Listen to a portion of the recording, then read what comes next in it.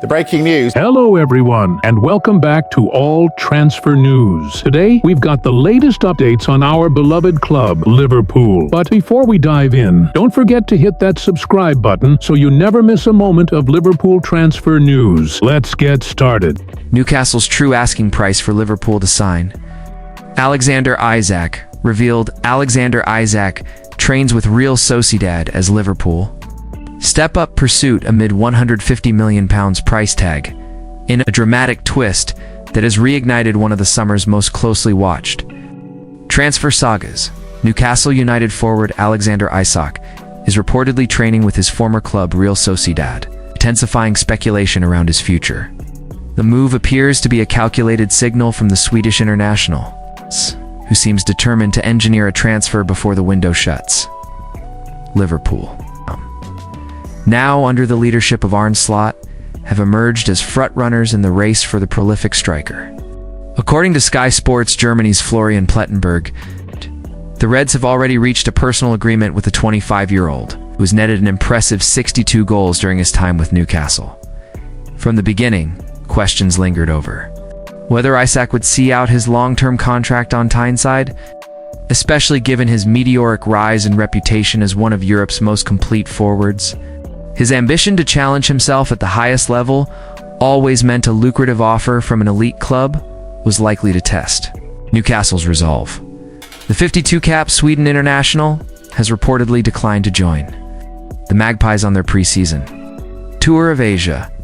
This act, interpreted as a clear message to the club hierarchy, reflects his desire to leave St. James Park this summer following 3 impactful seasons.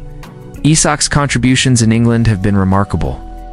Not only has he been a consistent goal threat, but his technical skills, creativity, and movement off the ball make him a uniquely versatile striker. In the 2024-25 campaign alone, he racked up 27 goals and provided 6 assists across all competitions, including 23 goals in the Premier League. Those numbers underline why Liverpool and other top clubs are circling. Newcastle reportedly value their star frontman at a staggering £150 million, with journalist Keith Downey confirming that this figure represents their asking price. Speaking via his YouTube channel, Downey noted, "If Liverpool are serious and put a substantial offer on the table, I do think Newcastle would consider it. But it hinges on whether Liverpool can actually meet that valuation." Isak joined Newcastle in a then-club record £63 million deal and still has a contract that runs until June 2028. Despite that, The Athletic reports the Magpies have been assessing alternative forward options while also holding internal discussions about potentially offering the Swede improved terms to stay if he can be convinced.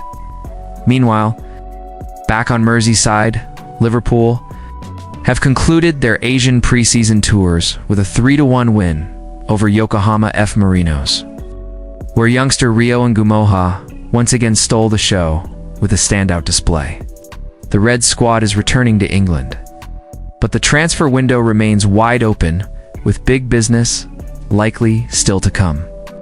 Luis Diaz's recent switch to Bayern Munich has left a gap in Liverpool's attacking lineup, while Ngumoha is staking a serious claim for more senior involvement.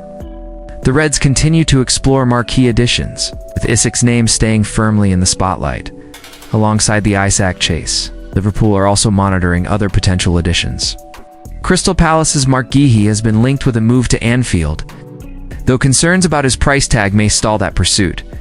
On the defensive front, speculation has surfaced around Ibrahima Konate, with reports from Spain suggesting Real Madrid, under Xabi Alonso's guidance, are eyeing the Frenchman for a possible 2026 arrival, maybe even sooner.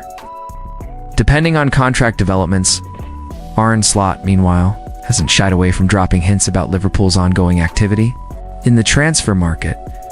Asked about the club's plans following Diaz's departure, Slot made it clear that the Reds remain in the hunt for reinforcements. If players leave, whether that's Trent Alexander-Arnold or Lucho Diaz, you need to replace them with quality, Slot told The Athletic.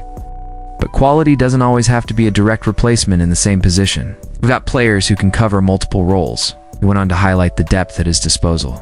Cody Gakpo, is still here, Rio is showing real promise, and Florian Wirtz is someone who can operate from the left if needed. There are several strong options for us to work with. Still, it's evident that Liverpool want to land one more blockbuster signing before the season kicks off. And all signs point to Alexander Isak being that target. While no formal bid has been lodged that meets Newcastle's lofty demands. Murmurs from within the club suggest the Magpies might be softening their stance, slightly especially if a deal allows them to reinvest strategically. Should Liverpool find a financial route to fund what would be a Premier League record-breaking purchase, the red half of Merseyside may soon welcome one of the continent's deadliest strikers. Whether Isak ends up wearing red by the end of August or not, it's clear the player is ready for the next chapter, and he's doing everything in his power to make it happen. Everything Manchester United fans need to know: Højlund's future. Shaw's bold claims and Sesko transfer battle. Welcome back, United fans. Today we're diving into 3 major stories that could define Manchester United's future. These aren't just transfer rumors, these are real developments with the power to reshape our squad, our strategy, and maybe even our identity as a club. Let's get right into it, starting with the Rasmus Højlund dilemma. Is our £72 million striker really on his way out of Old Trafford? There's a lot of noise around this one, and manager Ruben Amorim hasn't held back in his latest comments. His brutally honest take on United's attacking problems might just surprise you then. There's Luke Shoyes. That Luke Show dropping a bombshell about what Amorim has done behind the scenes. It's not just about tactics. It's about team culture, unity, and even Premier League title ambitions.